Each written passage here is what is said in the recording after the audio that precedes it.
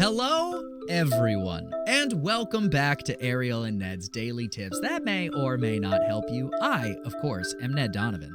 I, of course, am Ariel Nissenblatt. Yes, and today is Wednesday, December 27th, and it is your tip today, Ariel. What you got for us? I'm pumped about this one. It's one that I need to remind myself of constantly, so I'm hoping that when I listen to this episode in the future, I will do what I say, which is that you should delete the trash bin on your computer's desktop. You maybe have... Why? I'm so scared of that. I was genuinely taken aback.